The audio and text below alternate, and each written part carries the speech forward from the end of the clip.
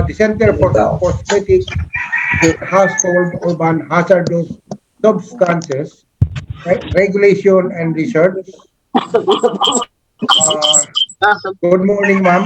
To Good Miss morning, Jaira, host and our Levin. licensed Please agriculturist. mute all To the participants, supportive please. board of directors, training officers of the Philippine Association of Professional Fumigators Incorporated, and all uh, active associations who are with us, our warmest welcome. Pesticides are chemicals used to control or mitigate pest populations. Therefore, pesticides are toxicants that selectively affect the development, reproduction, and survival of specific pests without significantly affecting non-target species under specific conditions of use. This is a wide range of chemical use as pesticides and its chemical or chemical combination here an inherent toxicity to both the target species or chemical combination and possibly to other animals or plant system as well. The purpose of this training is to acquaint you the classification and labeling and their impact to the environment, in particular to human. Also, to stress the importance of safe handling and pesticide use and their waste disposal compliant to the interrelated mandate of the concerned government agencies like the Department of Health under Food and Drug Administration, the Department of Agriculture under the Fertilizer and Pesticide Authority, Department of Environment and Natural Resources under Environmental Management Bureau. It is in this light that PAFI and FDA partnership is aimed to equip all handlers, users, the right attitude, skills, and knowledge to minimize the adverse or the possible adverse effects to human and the environment as a whole associated with various pesticide use. So please listen, my fellow participants, and internalize the important points of its lecturers to be presented to be better or to be a better service professional. Again, daghang salamat, maraming salamat sa inyong pag-attend dito sa PAFI FDA Pesticide Handlers Training. Thank you very much. Thank you, Sir Val, President Val Agulay. Now, we will now be proceeding with the lecture proper. And to introduce our first speaker, let me call on Secretary Vic Kiam of PAFI. Sir Vic.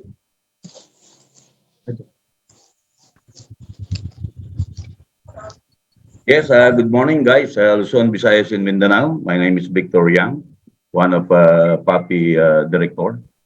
I would like to introduce our first speaker for the day, Ma'am Jaira Jen Velasco.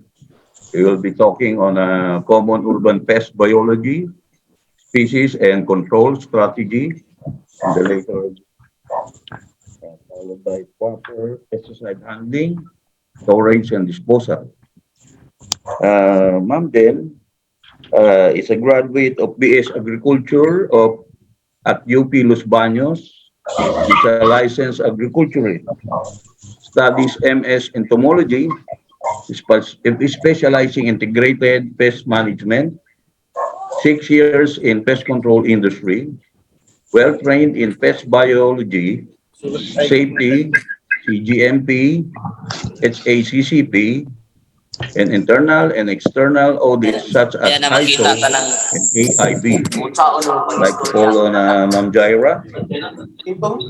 Good morning. Okay, so good morning everyone from Luzon, Visayas, and Mindanao. Good morning din po. Okay. So I'm Ms. Jaira Velasco. Ako po yung mag-lecture sa inyo. Morning, ma'am. Actually, it is my first Morning, time na madam. para makapag-lecture sa Morning, ma'am. buong Pilipinas.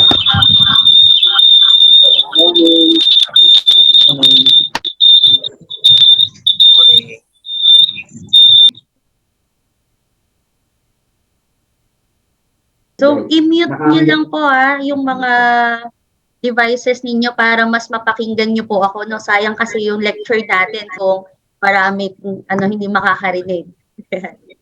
Okay, so let's start. Yan. So, our topic for today is common urban pests. Yan, mag-identify po tayo ng iba't ibang species and also ano ba yung mga IPM strategy. No? You can also share kung ano ba yung mga ginagawa ninyo. Okay, so let's start. Yan. So, una po nating pag-uusapan ang mga cockroaches. Yan. So, ano ba yung mga tawag natin sa cockroach? Merong sa ibang part, no, parting Visayas, parang poratsa ba yung tawag nyo dyan? Yan, syempre sa Tagalog, no, ipis. Yan. So, ano bang meron dito sa ipis? Sila po ang pinaka-adaptable species. No, panahon pa lang daw ng dinosaur, may mga cockroaches na. And marami po ang nadadalang sakit nito sa tao. No? For example, yung tao na kasama nyo is asthmatic, papumunta yan sa isang lugar, no, makikita niya or nararamdaman niya agad na either may insects dito kasi yung insects natin, no, meron yung mga chemicals na pwedeng mag-cause ng asthma or matrigger yung asthma ng isang tao. Resistance mission and also, no, napakadumi talaga nila. Yan. Messy eaters, ang mga cockroaches. So, dapat alam nyo din paano ba kumain yung cockroach. Ano ba yung type ng mouthpart ng cockroach? Doon sa lecture kahapon ng PFP MOA, no, kung napakinggan nyo, yung type of mouthpart ng cockroach is chewing. No? So, pag halimbawa sa mga feed stations natin, makikita nyo, ano ba yung signs na cockroach yung kumagat doon. No, o kaya kung ants or kung rodent ba. So kaya dapat familiar din tayo doon, no? Then cockroaches are scavengers, yan. Kahit non-food ay kinakain po ng mga cockroaches. Napapansin niyo din ba even mga sabon, yan, even damit, no, wood, lalo na po yung mga nababasang papel, yan ay favorite ng mga cockroaches. Okay? Yan. So cockroaches are mainly active at night. No, halimbawa nakita nyo sa umaga or tanghaling tapat, bakit ang dami ipis na lumalabas sa kalsada, no, or nanggagaling sa mga drainages? So possible po no na sa sobrang dami nila, na-force na sila na umalis dun sa mga drainages na yon. Yan. They are also tigmotactic. Ano bang ibig sabihin ng tigmotactic na to? Gustong-gusto po nila na natatouch yung katawan nila both sides. So gusto po nila nang naiipit. So minsan, pag tinapakan mo na yung ipis, bakit pag talikod mo, nawala agad siya? So baka hindi mo siya napatay ng todo. No? Dapat pag pinatay mo yung ipis, yung talagang durog. Kasi minsan, naaapakan mo lang siya, hindi mo tinodo, buhay pa yun. Kasi nga gustong-gusto nila na naiipit yung kanilang katawan. And that's the reason also kung bakit gusto nila doon sa mga likod ng cabinet. Diba, napapansin nyo? O kaya pag naglagay kayo ng poster, keep this area clean. Pero pag hindi nyo nilagyan ng mga tape sa sides, no, possible po na doon sila magstay sa likod ng mga posters na yon. Okay? Yan, so source of cockroach infestation. Saan ba to possible na manggaling? Okay? So dapat alam natin or sinasabihan din natin yung client natin na mag-inspect ng mga goods, no, and also yung mga packaging materials. So lahat ng incoming materials pwede na maging source ng cockroaches. No? Some species nakakalipad din sila. So kung merong mga open doors, meron kang open windows, so pwede po yang lumipad from outside. Okay? Enter and move around the building via cracks, crevices, and pipes. So gaano lang ba kaliliit yung mga ipis natin? O kaya po nilang magsiksik dun sa mga cracks and crevices? So sa life cycle naman ng cockroaches, incomplete yung kanilang life cycle. Okay? Hindi po yan katulad ng flies and mosquitoes na complete yung kanilang life cycle. Pag sinabing complete, meron silang egg, larva, pupa, and then adult. So sa cockroaches po, mapapansin natin na wala po silang larval stage. Okay? From the egg capsule, okay, magiging baby ipis na yan o tinatawag nating nymph, then magiging adult siya. Hanggat hindi pa kayo nakakita ng 2 pairs of wings, pwede pa po yang lumaki. No, magmo-molt pa sila, pupunta pa sila sa next stage hanggang sa maging adult. Okay, so incomplete ang kanilang life cycle. Yan. So ang common po na na-encounter natin ay American cockroach and German cockroach. Diba? Yun yung mas familiar tayo. Pero some of our clients magtatanong yan, bakit sa bahay namin may napapansin ako parang light brown? Yan, o kaya may itim na itim, o kaya malalaki yung ipis sa amin, o kaya pagbukas ko ng bato sa lupa, may mga nakikita din akong ipis. So possible po no na iba't ibang klase ng species ng ipis yung nakikita natin. Pero dapat po no as pesticide handler, very familiar tayo dun sa urban pest, which is yung American at saka yung German cockroach. Okay? Yan. So ito yung dalawang klase no na madalas nating makita sa urban, yung American cockroach at si German cockroach. Okay. Yung pinagkaiba nitong dalawa na to, so syempre sa size pa lang. Okay? Ang American cockroach mas malalaki sila kumpara kay German cockroach. Ay sino kaya sa dalawa na to yung pinakamadaming mag-reproduce? Sa palagay nyo, may makakapag-type ba sa chat box natin? German cockroach po. German cockroach. Okay. So very talaga no. Ang gagaling na siguro na itong mga technicians natin. Yan. So si German cockroach, sila po yung pinakamadaming mag-reproduce at sila din po actually yung pinaka mahirap kontrolin. Tama ba? Kumpara kay American cockroach. Tama. Tama, ma'am, tama. Oo. Yan. Kasi sila German cockroach, no? Tama po, tama. Sila yung pinakamadaming mag-reproduce and also si American cockroach kasi pag lay sila ng kanilang egg capsule, okay, iniiwanan nila yan kung saan-saan. Diba? Sinisingit nila yan sa mga edges, sa mga cracks, okay? Pero si German cockroach, hindi po sila nag-iiwan ng kanilang egg capsule kung saan-saan. Okay? Dala-dala po nila yung kanilang egg capsule hanggang sa mag-hatch. So imagine kung meron tayong mga cracks and crevices, tapos yung isang female pumasok doon, no, for the following days mag-hatch na naman sila. Kaya mas mahirap silang kontrolin, no? Yan. Okay? So madami. So sa isang egg capsule ng American cockroach, mga average niyan 20. Pero sa German cockroach, 30 to 40. So mas madami pong mag-reproduce ang mga German cockroach. Okay? So ano naman ang control natin for cockroaches? So ano ba yung ginagawa nating method or approach for cockroaches? Yan. So sabi dito, yung IPM natin sa kanila o yung Integrated Pest Management approach natin is number 1, dapat po tayong mag-inspection.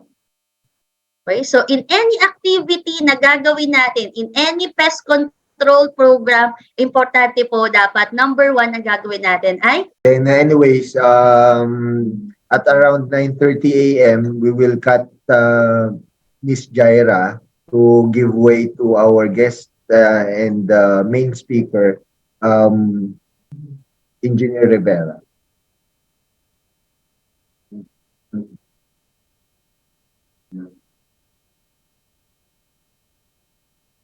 Okay, sandali lang po. Okay, so good morning, ladies and gentlemen.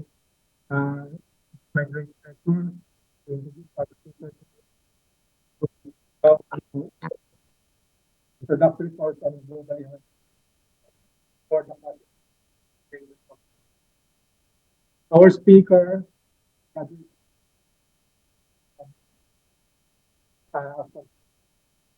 yes, earned the Master of Science in Environmental Science from the University of the Philippines in Vietnam, as well as Master of Science in Chemistry from the La Salle University. She has over 3 decades experience working in different areas of the Department of Health, including being research assistant and industrial hygienist in the non-communicable disease control service, a supervising health program officer in the environmental and occupational health office, and currently she is the director for the Center for Cosmetic Regulation and Research in the Philippine Food and Drug Administration. Moreover, she is a member of several local and international organizations, including Philippine Society of Clinical and Occupational Toxicology, Philippine Institute of Chemical Engineers, ASEAN Cosmetic Science Scientific Body as the chair, and ASEAN Cosmetic Committee as the head of delegation. She is also an established researcher with several peer-reviewed publications. Without further ado, let's give a warm applause to Engineer Ana Trinidad F. Rivera. Good morning po, ma'am. Okay, thank you. Thank you very much. Can you hear me? I was not able to unmute myself. Can you hear me? Okay lang po ba yung sound? Yes, ma'am. Okay po. Okay, thank you po. I will now share my screen.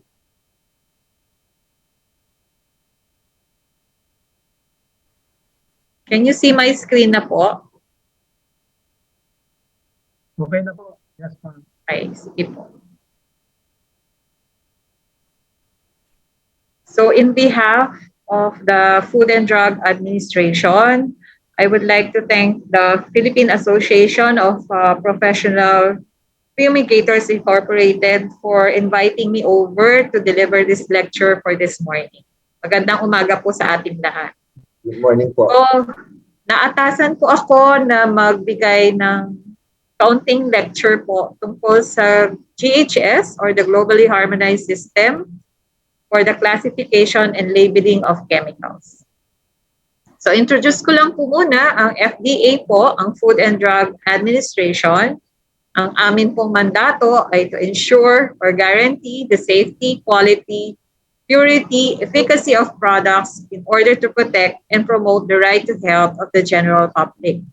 So pag sinabi po natin FDA, nag-undergo po siya ng evaluation, ini-ensure po namin na safe po itong gamitin at dumaan po ito sa isang masusing pag-evaluate ng aming mga evaluators. So, ipakita ko lang po, makita niyo po itong mga produktong ito na nasa ating merkado sa ngayon. Meron pong sumusunod na sa GHS for our household urban hazardous substances. Pero sa ngayon po ay hindi pa rin po maayos ang pag-i-implement po ng GHS sa iba't ibang produkto po natin. So, kung titingnan niyo po, ito pong nitric acid, pareho po itong nitric acid, pero kung titingnan niyo po yung label, kung kayo po ay consumer, magkaiba yung sinasabi or yung pinapakitang mga pictograms.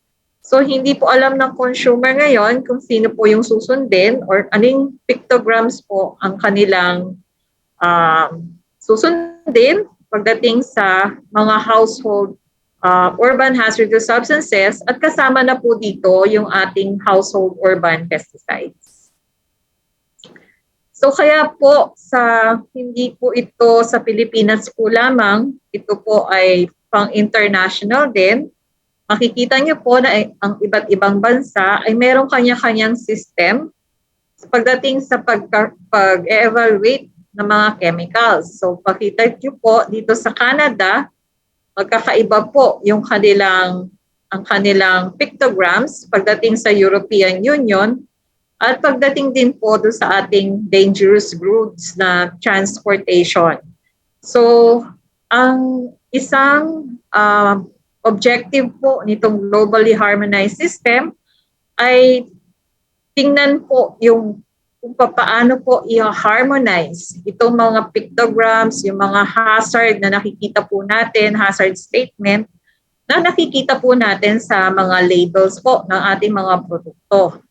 Ito po ay sa gayon, kahit saan kayo magpunta, kung pupunta man kayo sa Pilipinas, kung pupunta man kayo sa Estados Unidos, sa Australia, pare-pareho po yung ating pagkakaintindi pagdating dito sa mga labels na nakalagay sa ating mga consumer products. So katulad po nito, pareho po itong acetone, pero ang sabi po dito sa inyong kaliwa, ito po ay danger, flammable at irritant. Dito naman po sa ating kanan, extremely flammable. So ano po yung pagkakaiba ng acetone sa kanan at acetone sa kaliwa? Magkaiba po yung statement or yung mensahe na binibigay po nito sa ating mga consumer at ito po yung isa sa mga objective po natin pagdating sa GHS. So, hindi ko po makikita yung inyong sagot pagdating sa tanong kong ito. So, ulitin po natin kung naalala po ninyo, ano po ang ibig sabihin ng GHS? Letter A po ba, classification and labeling of chemicals? Letter B po ba, pakitype po sa ating chat box. Globally harmonized hazard classification and compatible labeling system. Ito po ba ay letter C, globally harmonized labeling system? Or letter D, a globally harmonized system of classification and labeling of chemicals? Tingnan po natin kasi medyo mahirap po pagdating sa virtual. Hindi ko po nakikita ang inyong mga reaksyon. So pakitype po sa ating chat box para po makita ko rin kung nakikinig po ba tayo pagdating dito sa ating topic for this morning. Mamaya po, titingnan ko yung inyong mga sagot. Okay? So, sinagot ko na rin po dito sa ating slide ngayon. Ang GHS po ay ang tawag po ay ang Globally Harmonized System for the Classification and Labeling of Chemicals. So ito po ay international system na nag-harmonize ng classification and labeling of hazardous chemicals. So ito po ay nagka-classify. So pag nakita po natin yung isang chemical, ito po ba ay toxic, highly toxic? So paano po natin masasabi na ang isang chemical or sa atin pong pag-uusap ngayon ay mako-consider po ba natin itong pesticidyong to na toxic or highly toxic, flammable or highly flammable? So ito po yung criteria na ginagawa po pagdating sa GHS. Aside po dito, tinitingnan po natin yung tatlong characteristic po ng isang chemical. So health, ito po ay isang importanteng aspeto sa pag-classify natin ng isang chemical. Physical, so intrinsic property po ng isang chemical, madali po ba siyang mag-evaporate? Matagal po ba siyang mag-evaporate? So importante po yun sa atin dahil ang usual na ina-apply po natin, na pakinggan ko po yung ibang diskusyon nyo kanina, sa nauna pong nag-lecture. So sinabi po niya na titingnan po natin kung ito po bang pag-i-sprayan natin ay may tao. So kailangan po medyo may caution po tayo pag mag-i-spray, lalo na kung may mga taong nakapaligid. And then environmental hazard criteria. So importante din po yung environmental hazard criteria kasi po lalo na sa mga a-apply ng larvicide. So, diretso po natin ina-apply ito sa mga bodies of water. So, ayaw po naman natin na magkaroon ng fish kill pag tayo po ay nag-a-apply ng mga larvicide sa ating environment. And then, yung communicating po natin, communicating hazards, so ito po ay pamamaraan para maibahagi po natin lalo na po doon sa mga nag-a-apply ng mga pestisidyo, yung mga pest control applicators po natin, kung ano po yung safety data sheet. So kung makikita po nyo kung ano yung ginagawa namin dito pag-evaluate ng mga household urban pesticide o household hazardous urban pesticides, napakalalaki po, napakarami pong dokumento ang binabahagi po sa amin ng mga pesticide companies. So ito po ay sinasummarize natin sa pamamagitan ng safety data sheets. So ito po yung makikita na ng mga workers po natin. So dapat po sa pagbili natin ng ating mga pestisidyo, tayo po ay humihingi ng safety data sheet at ito po ay itatago po natin kung saan po yung ating opisina or kung saan usually nag-a-apply yung ating mga pest control operator or pest control applicators para po in cases of emergency, makikita po natin pwede po itong maging source of our information. So, isa-summarize po dun sa safety data sheet. Minsan po, mahigit na 10. Yes po? Excuse po, hindi raw po gumagalaw yung slides. Ay, okay. So, hindi na gumagalaw ang slide. Sige po. Siguro po tanggal po muna tapos reshare po natin. Okay, sige po. Thank you.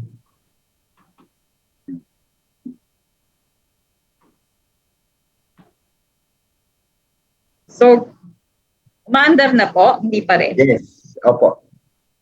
Maandar na? Yes, ma'am. Okay. Thank you very much po. Thank you po. So, ano-ano ba yung mga chemical na kasama po dito sa GHS? So, in general po, ang kasama dito sa GHS ay lahat ng mga chemical na considered as hazardous. So, based dun sa intrinsic property po ng isang chemical, maaari po itong magdulot ng epekto sa ating kalusugan.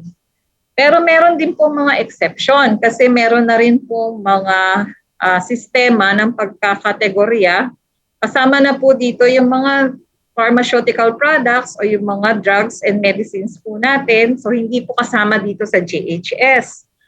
At isa pa po ay mga cosmetic products kasi meron pong sariling panuntunan na ang mga cosmetic products.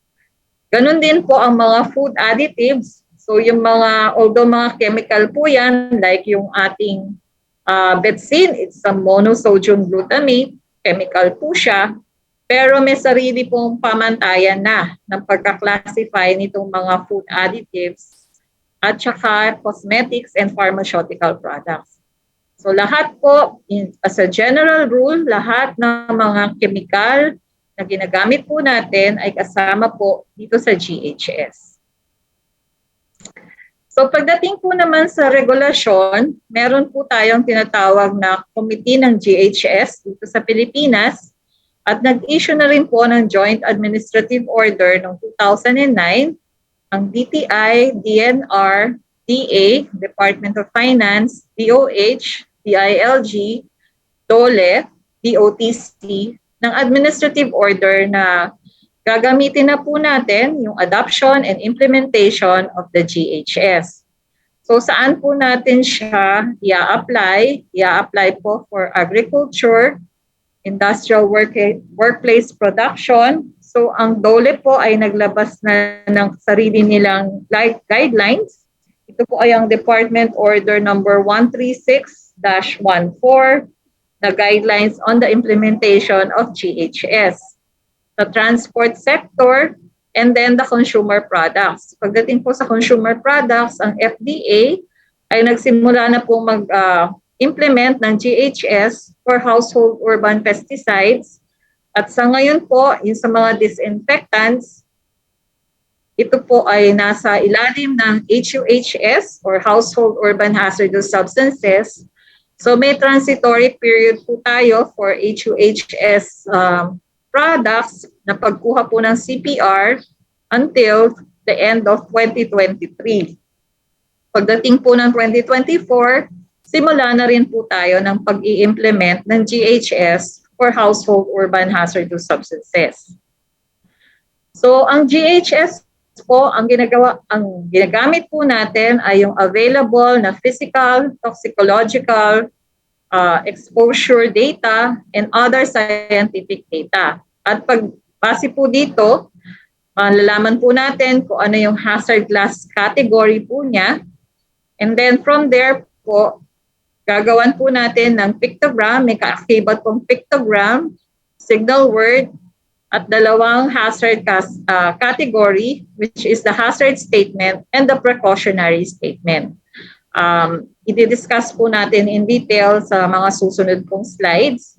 At ang dahilan po ng pag-implement ng GHS ay ito po ay ma-facilitate po ang trade. So pag nagsabi ko nga nung una, kung kayo ay nagpunta sa China, magpunta kami yun ng Thailand, pag ginamit nyo yung produkto at nakita nyo yung pictogram, pareho po tayo ng pag-iintindi kung ano po yung hazard classification po ng mga ganitong produkto. So in terms of trade, ipa-facilitate po niya yung trade kasi pareho lang yung label requirements na gagamitin po for the same product. Unlike before po na magkakaiba yung pictograms or yung label statement, so magkakaiba, additional cost po yon sa ating mga manufacturer. So ang GHS, makita niyo po dito, ito po yung tinatawag naming Purple Book. Ito po yung Bible ng GHS. Sa ngayon po ay nasa 9th edition na po ito at magkakaroon na po ng 10th edition next year. So ako po ay part po ng expert panel ng GHS as an observer sa United Nations po.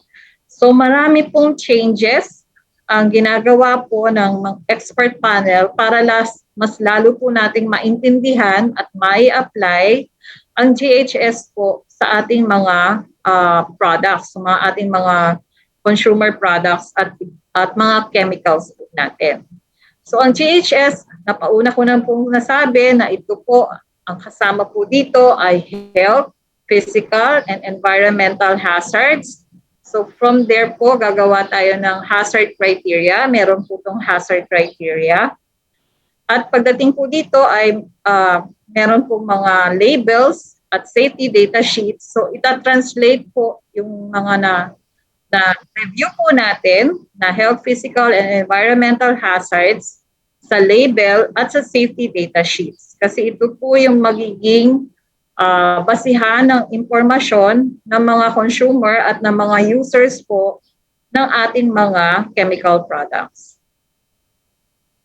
Okay, so meron po tayong tinatawag na classification of hazard. So for acute toxicity, ito po yung for health. So how toxic, gaano po yung para malaman natin kung gaano ka-toxic ang isang pestisidyo. Kailangan ba ng isang kutsara para sa isang tao ay magkaroon ng epekto? Kasi ito po yung pinagbabasihan natin, yung tinatawag po natin na lethal dose para po sa isang 60 kilogram na tao, ano po yung amount na kailangan para siya ay magkaroon ng adverse effect. So usually ang endpoint po for the acute toxicity ay yung kailan po siya mamamatay. Pero ayaw naman po natin na may mamatay dahil sa ating mga produkto. So ang ginagawa po natin ay nagbibigay po tayo ng mga palugit doon sa ating pong computation. So meron po tayong mga dinadagdag na computation para po i-ensure na hindi po magkakaroon ng acute toxicity yung ating mga produkto. And then we also have your hazard communications. So ita-translate po natin. Kailangan ba itong gamitin na itong mga produktong ito na kasama ang sabihin na natin, ito ba ay magre-react with another chemical? So meron pong mga hazard communication na nakalagay sa ating mga labels at SDS kung ano yung hindi natin dapat idagdag na mga chemical kasi magkakaroon ng chemical reaction yung ating magiging combination ng mixture. And then precautionary information. So in case of accidental spills and exposures, ano yung pwede nating gawin? Ano yung immediate na pwede nating gawin habang wala pa yung mga responders natin, yung mga hazmat responders natin. So on the end, so kunwari, lalo na ngayon, traffic, tapos biglang nasira yung sasakyan natin or nabangga yung sasakyan, yung container ng ating pestisidyo ay nabasag. So ano pwedeng gawin ng driver? Kasi may mga trainings din po tayo dapat para sa ating mga empleyado na mahawak po ng mga ganitong chemical.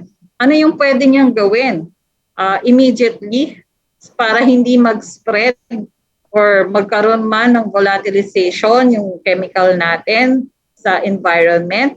So ano yung pwede niyang gawin kung sakaling magkaroon ng aksidente or sakaling merong ma-expose dito sa mga chemical na to? So sino yung pinakaunang taong na may alam?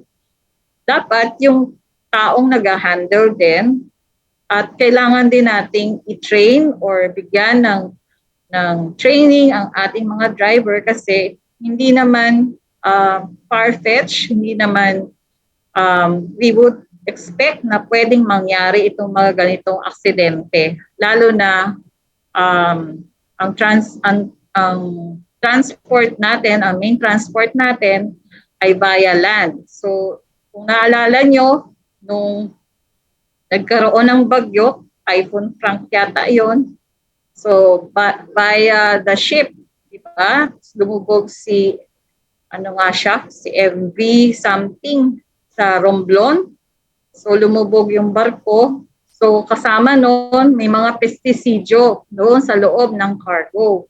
So, anong gagawin? Anong ginawa at that time? Ni-retrieve yung mga chemicals na nakita doon sa loob ng barko dahil pag ito ay humalo sa dagat, may posibilidad na yung mga marine life at yung mga kakain ng marine life o yung magsuswimming doon sa malapit doon sa spill na yon or doon sa lumubog na barko ay maaaring magkaroon ng adverse health effects. So ito yung mga example ng precautionary statement. So kasama na dito yung prevention ng exposure, response, storage, at disposal.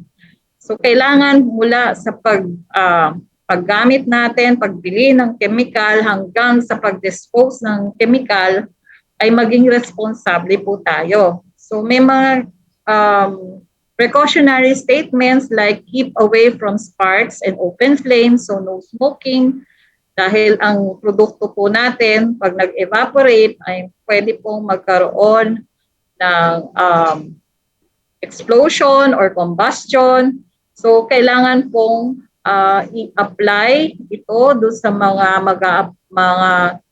mag-apply din po ng mga pestisidyo sa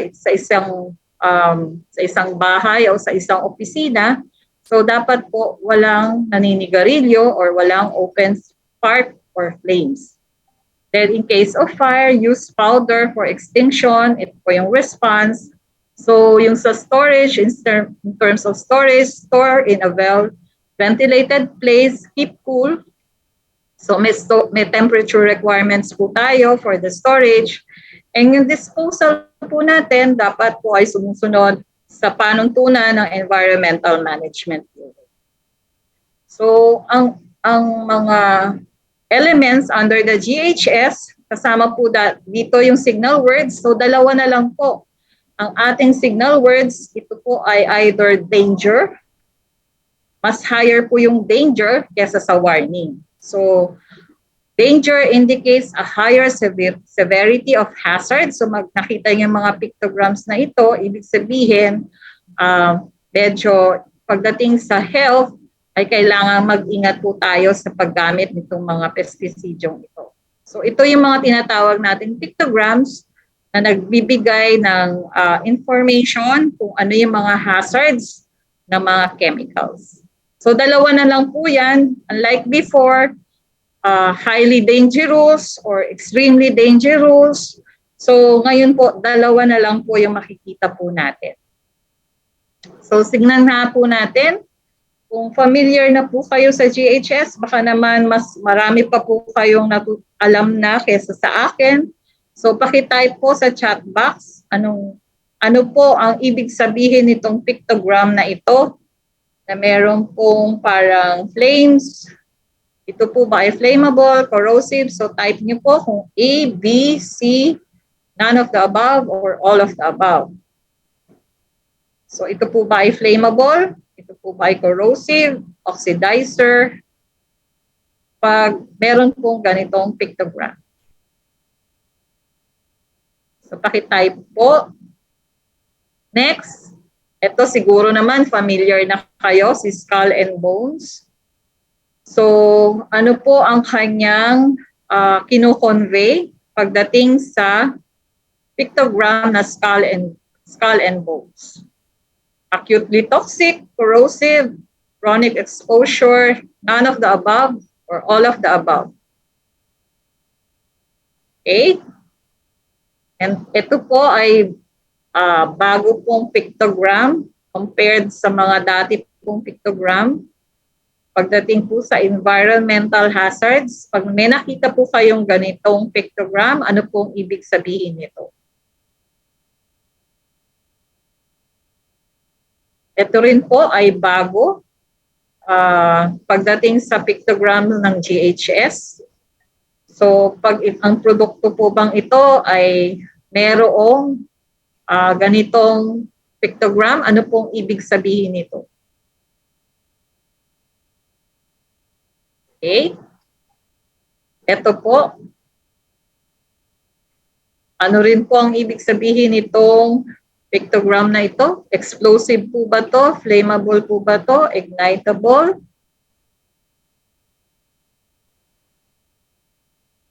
Siguro po ito ay familiar na po kayo, pero itatanong ko pa rin po ano pong ibig sabihin nitong pictogram na ito. Later on, makikita niyo po sa discussion natin kung ano pong mga hazard ang ini-implement po or sinisignify nitong mga pictogram na ito.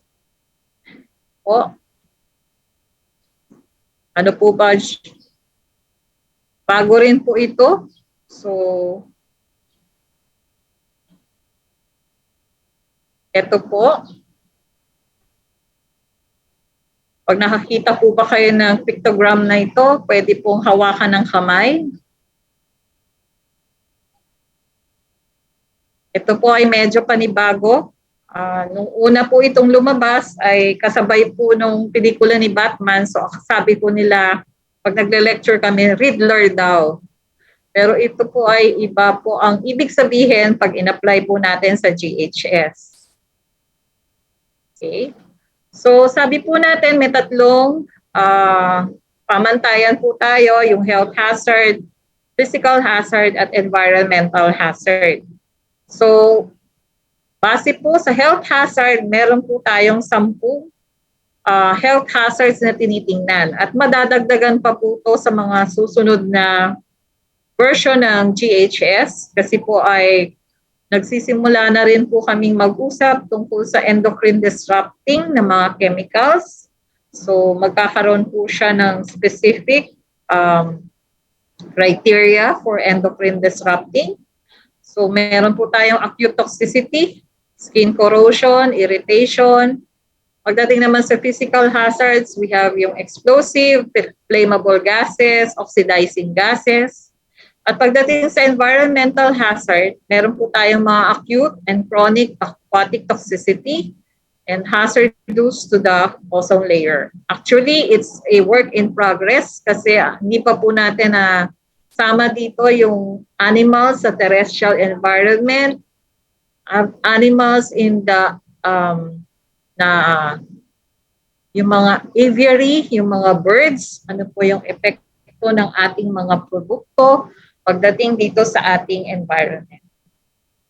So meron na pong criteria, no? So meron po tayong hazard class. Ito po ay further divided into hazard categories. So sinabi ko nga po, katulad po ng flammable gases, meron po tayong 1A and 1B. So gaano ka flammable yung 1A compared with 1B. So ito po yung mga sinasabi kong nagbigay din po tayo ng criteria para ma-differentiate po natin yung hazard ng iba't ibang chemicals. So didiscuss po natin yan sa mga susunod na slides. So ito po yung health hazards. So makikita nyo po, meron din pong carcinogenicity. Ito yung mga chronic health effects. Dati po, kung maaalala nyo sa FPA, ang usual na ine-emphasize po ay yung acute toxicity. So acute toxicity pag tatlong pathways, pag kinain mo ba to, pag in-inhale mo ito, or pag na-expose yung ating balat.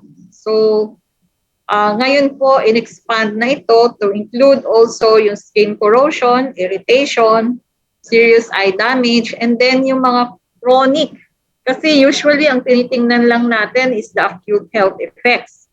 Pero sa ngayon, ang GHS, pati chronic health effects. Kasi kung ito yung trabaho natin sa araw-araw na ina-apply natin itong mga chemical na ito, so meron tayong tinatawag na low dose, pwedeng low dose, pero regular naman tayong na-expose dito sa mga chemicals na to.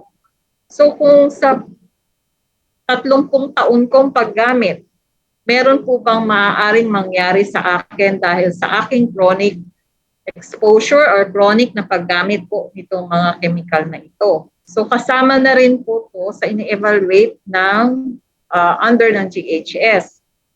Tapos kung maaalala nyo, meron din tayong issue before, hindi naman po ito sa mga household urban pesticides, pero do sa agricultural products na in-apply po ng ating mga farmers sa mga banana plantation, meron pong isang event na yung ating mga farmers sa Mindanao ay nabaog. So ito ay dala ng mga pesticidyong ginamit nila ng pag-a-apply ng chemical sa banana plantation na noon pala ay banned na sa ibang bansa, pero yun, ginamit pa po natin dito. Kaya nagkaroon po siya ng kaso, at yung mga farmers po na naapektuhan ay nabigyan po ng danyos, although hindi lahat, dahil medyo may karamihan, mahigit 1,000 po yatang mga farmers ang naapektuhan dahil po dun sa incident na yun. And then for environmental hazards, ganun din. Dati ang tinitingnan po natin yung acute toxicity sa environment. So initially po magkakaroon ng fish kill. Pero doon sa long-term effects ng aquatic toxicity, unti-unti nawawala yung ganong klaseng species. So bakit nawawala yung ganong klaseng species? And then nakaka-contribute din ba itong produktong ito, lalo na kung ni-spray ito, sa ating ozone layer. So kasama na rin po dito ang epekto ng ating mga produkto sa ozone layer. So ito po ay medyo maliliit lang po, pero ito po ay parang example po, no? For instance, kung ang physical hazard ay 1.1, ito po ay danger, okay? So mga flammable gases, ganun din, category 1, danger, category 2, warning. So meron pong summary table, pwede nyo pong i-download din po ito. Marami pong mga websites na available po itong information. Pero I will also give the slides to the organizer para po maibigay din po sa inyo para po may reference po. Tapos ito pong mga hazard and precautionary statements. So medyo marami-rami rin po ito. So if it is a product that can produce cancer, so meron pong hazard statement at ilalagay po ito sa label. So, suspected of causing cancer. Tapos kung katulad po nito, may possibility po na pwede po siyang mag-emit ng flammable gases. So, meron pong requirement na store in a dry place, in a cool, dry place. So, ito po ay examples lang. Medyo marami-rami po ito pagdating sa mga hazard and precautionary statement. Pwede pong more than one or combination of two or more hazard and precautionary statement.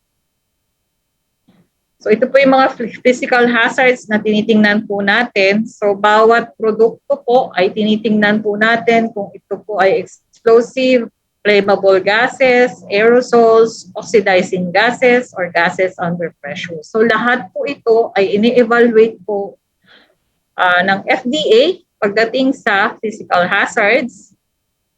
At pagdating naman sa label, ganito po ang makikita nyo sa label. So if it is category 1, makita nyo po, flammable po siya for flammable substance. Tapos danger. Tapos ang hazard statement po niya ay extremely flammable liquid and vapor. Tapos may kasunod po siyang precautionary statement na do not, katulad po kanina, keep away from ignition and flammable substances and no smoking. So ganun po. Sunod-sunod po yung criteria po, from the criteria to the pictogram to the signal word to the hazard statement. So, for instance, ano po yung sasabihin natin na flammable range? So, medyo technical po ito. Titingnan po namin yung lower explosive limits niya at yung upper explosive limits. So, kung meron po yung produkto na tinatawag nating flammable range, dapat po i-categorize po niya. Meron pong katulad nung nauna po nating slides na ilalagay po niya na ito ay isang flammable substance. So based dun sa submission po ng dokumento ng nag-a-apply po sa FDA, titignan po namin kung flammable nga itong mga produktong sinasabit po for approval. Sa pong tinitingnan ay yung vapor density. So, ano pong ibig sabihin ng vapor density? Ito po ay kung ano po yung behavior ng isang chemical pag ito po ay na-release sa environment. So, pag less than 1 po yung ating vapor density, ito po ay magbe-vaporize. So, aakyat po. Pag greater than 1, ito po ay bababa sa lower portion ng environment. So, importante po ito in case na magkaroon tayo ng spills or leaks. Paano po tayo magpapa-evacuate ng mga tao po sa ating opisina or sa ating community kung pagdating dito sa mga leak na to, kailangan po natin ng information kung sila po ba ay papa-evacuate natin o papa-shelter in place po natin. Doon na lang kayo, huwag na kayong lumabas. Pero i-lock ninyo yung buong bintana, yung pinto, if yung vapor density niya ay mag-produce ng cloud at mag-evaporate po siya. Okay? So ito po yung tinatawag naman nating flashpoint. So nung kasagsagan ng pandemya, dahil ang aming center ang nagbibigay ng permit pagdating sa alcohol, meron pong issue na sumabog yung lalagyan ng alcohol dun sa loob ng sasakyan dahil po sa sobrang init. So, tinitingnan po natin kung ano pong klaseng alcohol po siya. Kung isopropyl alcohol, that means ang flash point po niya ay 53 degrees Fahrenheit. Tapos kung meron po Recording siyang stopped. Meron po siyang Recording in progress. Meron po siyang, di ba? Alam niyo yung fire triangle. So kung meron po siyang ignition, merong oxygen, at merong yung conditions are favorable, pwede po magkaroon ng explosion or pwede po magkaroon ng sunog. So for instance, ang gasoline po, this is a highly flammable product. So 45 degrees Fahrenheit or around 20 degrees Celsius. So medyo kailangan po nating ensure yung ating storage in case na yung ating mga spray cans ay merong content ng mga petroleum hydrocarbons. So tingnan po natin doon sa label kung meron pong pictogram for the flammability. So example lang po ito ha. Kunwari po ito ay component ng inyong produkto, merong ammonium nitrate, merong water, may diesel fuel. So the mixture has a paste-like consistency. So ang sabi po dito ay consider the components of this mixture and identify the possible physical hazards. So sinabi naman po physical hazard.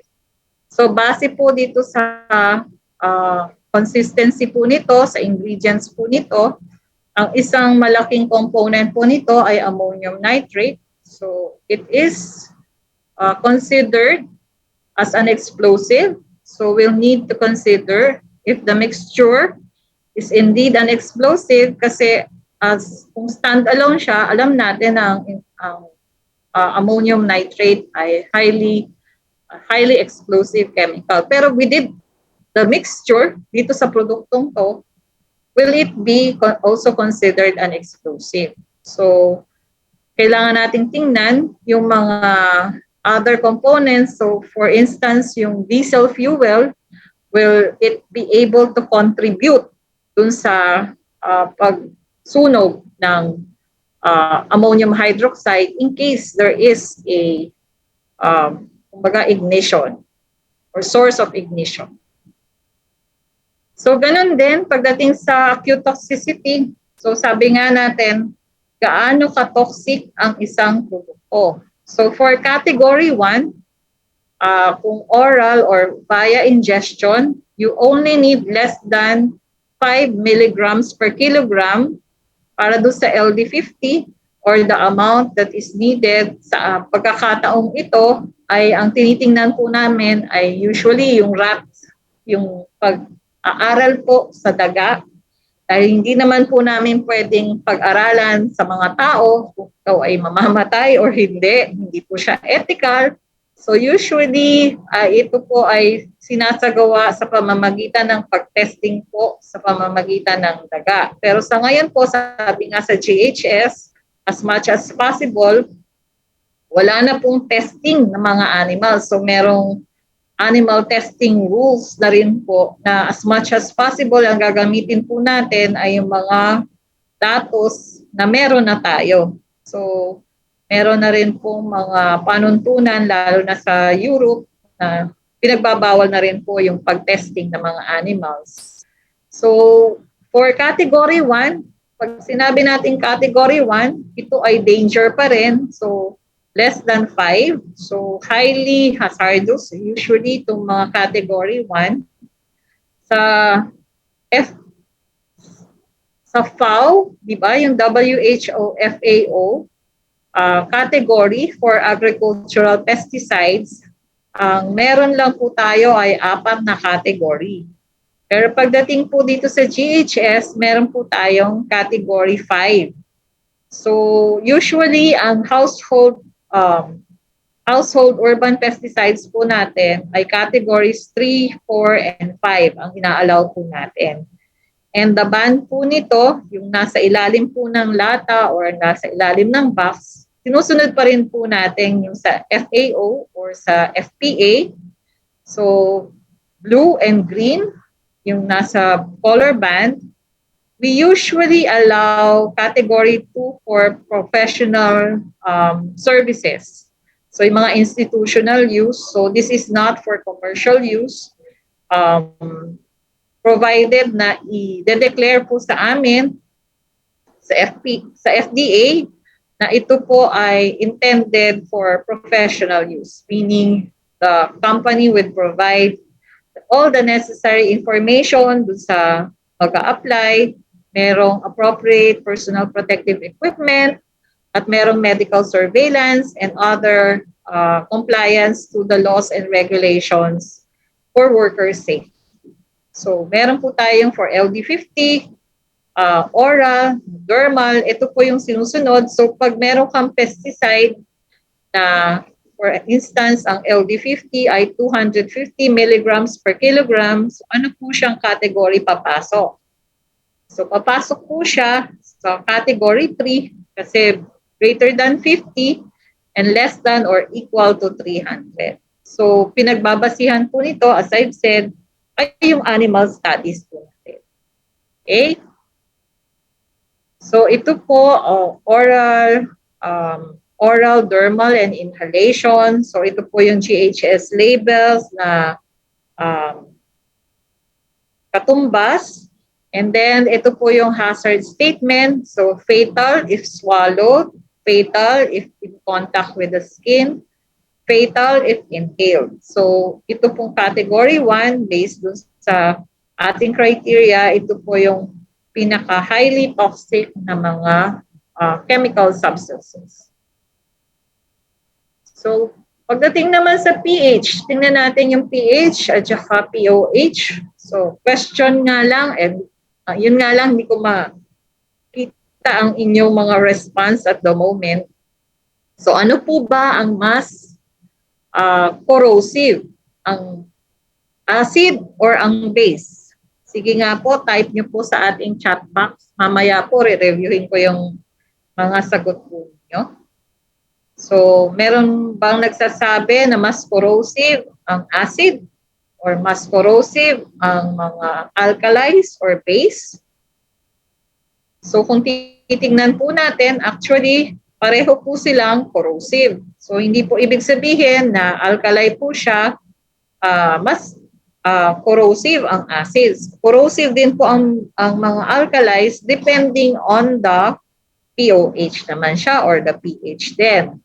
So, kung titingnan niyo yung extremes ng ating slide, yung mga pH po na less than 3, ayun po ang highly acidic substances. So, yung mga POH or pH din na 11 to 14, ito rin po yung mga highly corrosive substances. So, sa GHS po, as a rule of thumb, yung mga pH greater than or less than 2, category 1 po, automatically yun. Or pH at 12, automatically po, category 1 po yun. Okay? Or 11.5. So, with a concentration of greater than or equal to 1%, category 1 na po yun, automatic.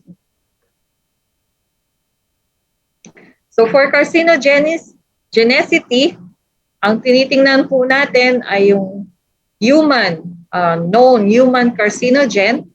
So, meron po tayong 1A and 1B. So, these are yung mga chemicals po na are known carcinogens. So, human carcinogen, base po sa mga pag-aaral po or sa mga datos po ng International Agency for Research on Cancer, yung US EPA, Environmental Protection Agency, at iba pong international or recognized international organizations. So pag may nakita po tayo na nakalagay na carcinogenic 1A, hindi po natin usually ina-allow because it is a known human carcinogen. So ito po ang 9 pictograms. As of the moment, 9 po sila, pero pwede pa pong magdagdag sa mga susunod po na version ng GHS. So pakitingnan po nyo kung tama po yung mga sagot po ninyo sa kaninang mga pictograms po natin na pinakita. So hazardous to the aquatic environment, ganun din po. It has an acute aquatic toxicity. So anong pagbabasihan po natin? So acute category 1. So ito po ay mostly applicable sa ating larvicides and other pesticides. So ang 96-hour na lethal concentration, kung fish po yung ating pinagbabatayan, ay less than 1 milligram per liter. So kung ang LC50 niya for 96 hours is less than 1 milligram per liter or 48 hours for crustaceans, less than 1 milligram per liter, or for algae or other aquatic plants, less than 1 milligram per liter, category 1 na po siya. So ito po yung pinagbabatayan po natin para sa being acutely toxic to the environment. Okay? So we go now to the safety data sheets. Yung dati pong material safety data sheets, ang tawag na po natin ngayon ay safety data sheets. At yung under the GHS, meron po siyang 16 sections. So ito po yung laman ng ating safety data sheet at dapat po binibigay po ito ng ating mga supplier, ng ating mga household urban pesticides pag tayo po ay bumibili po sa kanila. So yung number 1 po, ano po yung produkto? And then hazard identification, ano po yung composition and ingredient information.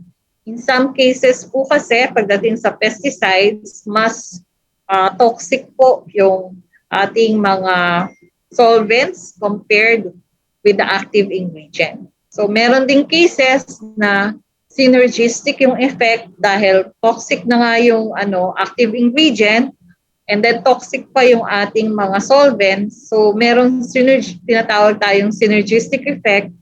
So instead of 1 plus 1 equals to 2, so naging 1 plus 1 is equal to 100.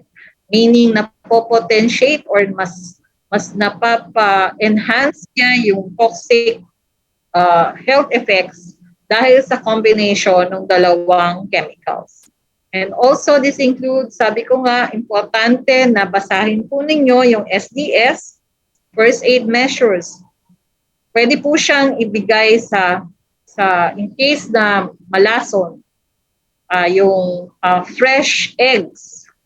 Pwede po bang ibigay yon, for instance, sa, wala akong maisip na organochlorines. Ang pinaka-common kasi is ang DDT, for instance, nakainom or nakakain ng DDT. Pwede bang bigyan ko siya ng 8 to 12 raw egg whites?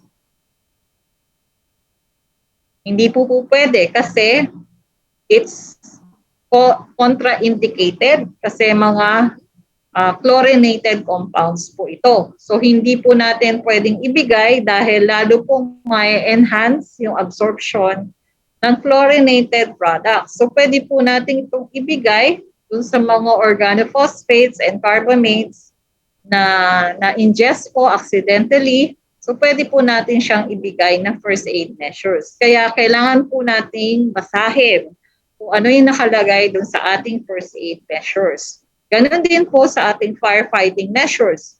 So pwede na ba yung kulay red na fire extinguisher pag ito ay, for instance, nagkaroon ng spill or nagkaroon ng sunog?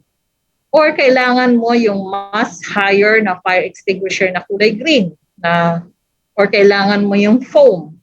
So naka-indicate po dito sa ating SDS kung ano yung appropriate na fire extinguisher na pwede natin gamitin for this type of product. So ito po yung laman. Pakibasa po pag bumili po tayo, hindi po ito para ilagay lamang sa ating filing cabinet at pag may inspector ay ipapakita na meron tayo. Ito po ay dapat alam ng mga ating applicators at ating mga operators at babasahin po natin ito. Okay? So, ganun po for the aquatic. So, ito example ng safety data sheet. I'm hoping na nakakita na po kayo ng GHS compliant na safety data sheet at makikita po natin kung ano yung mga label elements. So, kasama na rin po dito yung danger because it is extremely flammable liquid and vapor. So corrosive or it can be fatal if swallowed, causes irritation, so skin irritation, so toxic to the aquatic environment. So meron siyang physical, health, and environment. So lahat ng possible criteria for the hazards ay mayroon itong particular product na ito. So pagdating sa label, anong itsura niya? So ito yung inaasahan nating ilalagay ng ating manufacturer. Pagdating sa label, so kasama dito yung product identifier, supplier. So importante po kung imported siya, sino ang nagdala dito, sino ang importer niya, para in case that there will be accidents, ma-refer kagad ng FDA sa kanya if there is a need for additional information. Then the chemical identity, hazard pictograms, signal words, hazard statements, and precautionary information.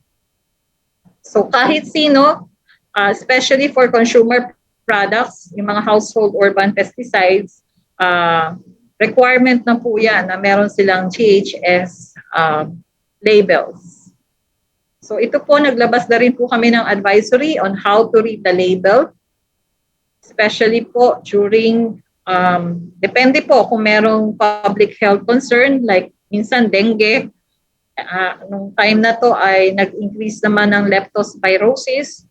So we issued out an advisory on how to read the label for rodenticides. So these are just examples. Ganito po yung itsura ng mga GHS labels. Okay. So nandyan na po yung information na usually ilang chapters po na sinasubmit po sa amin. Ito po ay ang summary na ng hazard information ng isang produkto. Nakalagay na po yan sa label at sa SDS. So the same din po, ito po yung mga kailangang elements ng ating GHS labels. At kasama na rin po dito ang ating personal protective equipment. So yung mga labels po ay nakasama na whether depending on the hazard exposure, kung ito po bang produktong ito ay maaaring mag-evolve ng vapor or gases. So may respirator po bang kailangan? May boots ba? May coverall? May face shield or goggles? So nakalagay na rin po, nilalagay na rin po ng mga manufacturer, although these are not standard GHS pictograms po. So aside from that, meron din po tayong tinatawag na risk assessment. So nagko-conduct din po kami ng mga risk assessment studies kung yung sinabit ba sa aming mga hazard assessment ay tumutugma ayon doon sa paggamit niya, kung talaga bang magkakaroon ng adverse health events. So yung mga staff ko po dito ay nag-attend po ng mga risk assessment training kasi sabi nga natin, yung hazard po ay intrinsic property. Ito po yung mga theoretical. So pwede po bang mangyari itong scenario pag ginamit po natin ito? Kaya nire-require din po namin upon renewal na mag-submit po sila ng mga risk assessment studies. Kung meron pong mga reported adverse events, i-report din po ito sa amin sa FDA para alam po namin kung may kailangan bang other requirements pagdating dun sa personal protective equipment, sa paggamit po nito. Dadagdagan po ba natin ng ating precautionary statements? So meron pong ganong panuntunan na yung mga manufacturers po ng ating HUP, they should immediately report to the FDA if there are any adverse events from the use of their products. Okay, so tingnan nga natin kung meron po ba tayong na-retain na information sa ating for the past almost an hour of discussion. So ito po, ano pong ibig sabihin po nitong pictogram na ito? Kindly type po natin sa chat box. Ito po. So pakitype lang po natin sa chat box. Kung may na-retain ba tayo? Ito po ay ano? Oxidizer po. Tatandaan nyo lang po yung letter O na nakapaloob doon sa flame. Okay. Ito po ay toxic to the aquatic environment. Makikita po nyo po yung fish na reverse position na siya. Ito po ay all of the above, lahat po ng adverse health effects na naka-indicate po dito. So if it is a carcinogen, reproductive toxicant, systemic, target organ toxicity, mutagenic. So ito po yung pictogram na gagamitin po natin. Ito po ay all of the above. So that ends po my presentation. So may tanong po tayo. So kung meron po kayong mga gustong i-clarify, you can contact us at this email addresses. So cchuhsrr@fda.gov.ph, cchuhsrr.lrd.hup@fda.gov.ph. And if you want to verify whether yung product na ginagamit po nyo is certified by the FDA, you can go to the FDA verification portal. So i-type nyo lang verification portal ng FDA, then i-direct na po kayo doon sa verification portal. And since kasabay po natin actually yung cascading po ng PCO regulations, sana po ay may time kayo din mag-attend today. Gagawa din po kami ng sariling email address for the pest control operators. Yun lang po at marami pong salamat at magandang umaga po sa atin. Maraming salamat po, Director Ana Trinidad Rivera. Before we end po, I'd like to call on our President, the President of PAFI, to give a certificate of appreciation naman po, and together with the rest of the Board of Directors.